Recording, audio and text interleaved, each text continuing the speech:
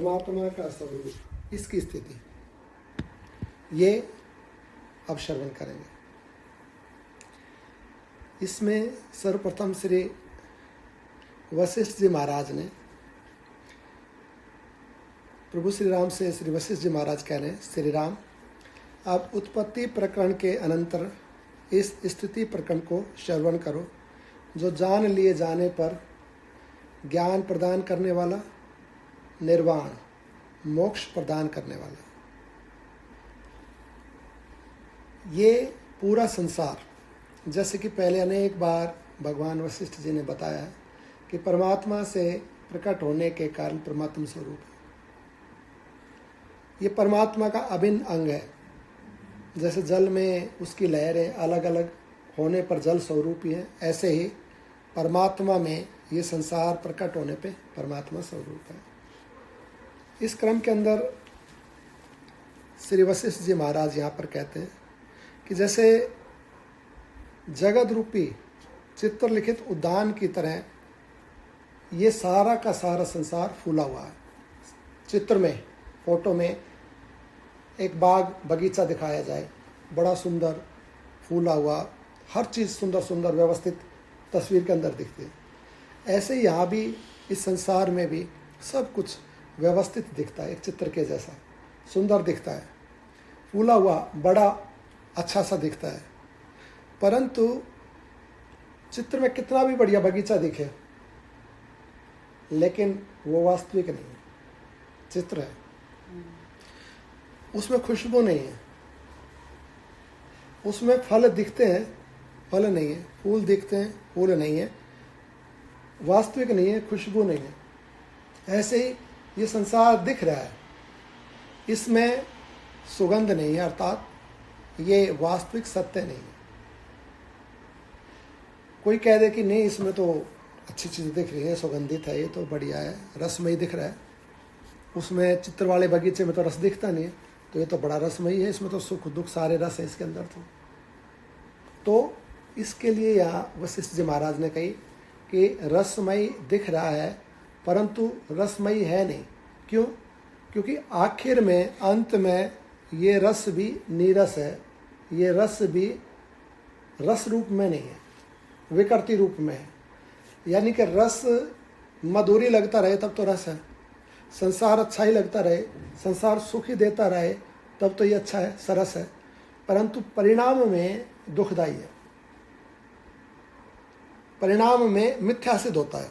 अभी हम कह दें, आप कह रहे हो भी चित्र के जैसा है, चित्र में चीज़ें सत्य नहीं है, दिख रही हैं, परंतु यहाँ तो सत्य हैं चीज़ें, और यहाँ तो खुशबू है, सुगंध है, वास्तविक है, ये सत्य है।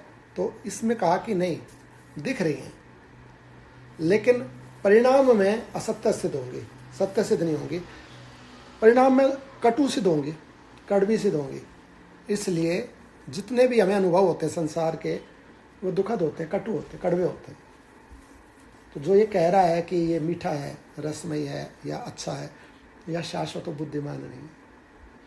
जब तर्क पे, बुद्धि पे, कसौटी पे कस के देखेगा ना, जैसे कोई आभूषण दिख रहा है कि भाई सच्चा आभूषण है, परंतु कसौटी पे कसने पे पता लगता है कि सत्य है कि नहीं है। ऐसे ही जब ज्ञान की कसौटी पे संसार को कसेगा तब पता लगेगा कि कटु है, मीठा नहीं है, और ये मिटने वाला है, शाश्वत नहीं है। इसलिए इसको वास्तविक नहीं मानता व्यक्ति, और ज्ञानी पुरुष इसको कटु अनुभव करके या अनित्य अनुभव करके इसको छोड़ देता है। अब ये प्रश्न होया कि परमात्मा में ये संसार पैदा होया, तो पैदा जो होता है वो बीज से होती हैं चीज़ें। तो अब क्या बीज, जैसे पृथ्वी अलग है और बीज अलग है, अब कहते हैं सब कुछ परमात्मा है, तो सब कुछ परमात्मा है, तो सब कुछ परमात्मा में जिस बीज से पैदा होया तो वो बीज अलग है, परमात्मा अलग है क्या? तो अलग अलग नहीं है, एक ही है। इसमें हमें ना ऐसे पूछ भी सकते हैं, कुछ भी जहाँ शंका होगी वहाँ बात कर सकते हैं। तो यहाँ बताया कि संसार में जैसे बीज से पौधा प्रकट होता है ना, वैसा ये संसार रूपी पौधा नहीं है, ये भी पौधा, ये वृक्ष ही है, ये भी परमात्मा की उत्पत्ति ही है। तो ये भी बीज से ही प्रकट हुई है। कौन से बीज से प्रकट हुई है?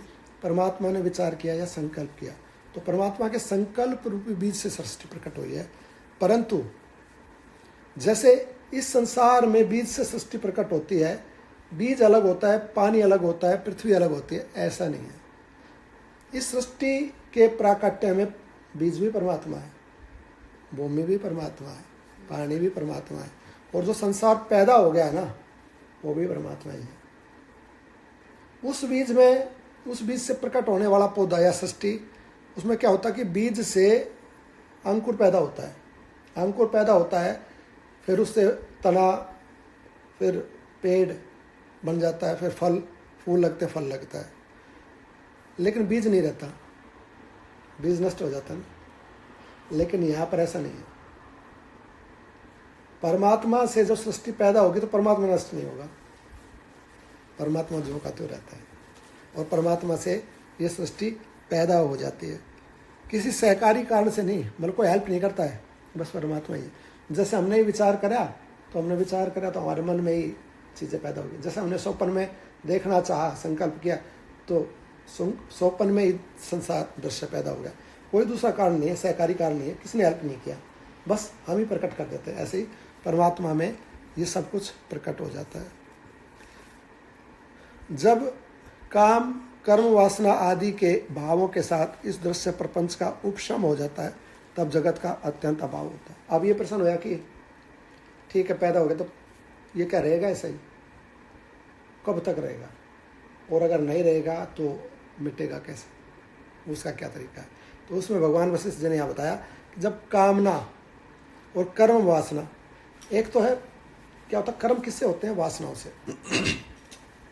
हमारे मन में कोई भावना आई तो वास, उस कर्म का वहाँ पर वास है। तो कोई इच्छा जागृत हुई तो वो इच्छा अभी कर्म में प्रकट नहीं हुई, मन में जागृत हुई, बस मन में भाव प्रकट हो गया, तो उसको वासना बोलेंगे, कर्म की वासना। फिर उसको हम चिंतन करते हैं और फिर उसके लिए विचार करके, प्लानिंग करके काम करते हैं। तो कर्म वासना से कर्म, और कर्मों से फल, और फलों से सुख दुख या बंधन। अगर कामनाएं, काम और कर्म वासना, इनका यदि उपशम हो जाए, यानी कि इनको रोक दिया जाए किसी भी तरीके से, जो आपको ज्ञान के द्वारा, भक्ति के द्वारा, कर्मयोग के द्वारा, अगर ये रोक दिए गए, पहले तो रुके आदमी ज़्यादा करने की ज़रूरत नहीं है, जितने में गुजारा हो जाए, क्योंकि संसारियों के लिए तो काम करना बताया गया है, वो तो काम करे।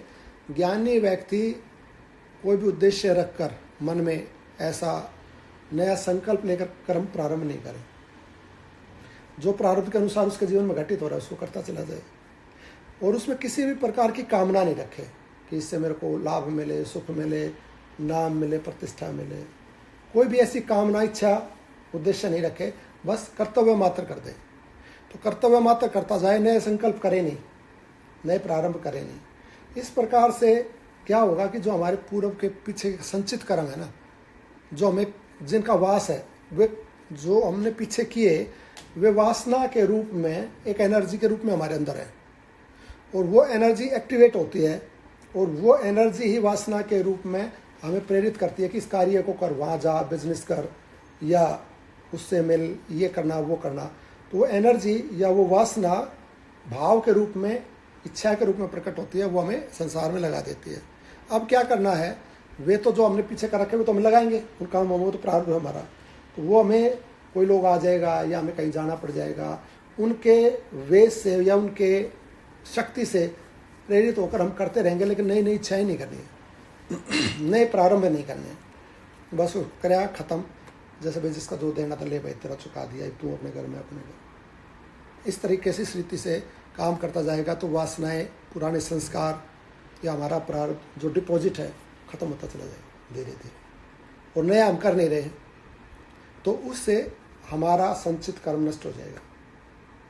और जब ये नष्ट होगा, धीरे धीरे हम शांत होने लगेंगे, फिर चीज़ें समझ में आने लगेंगी।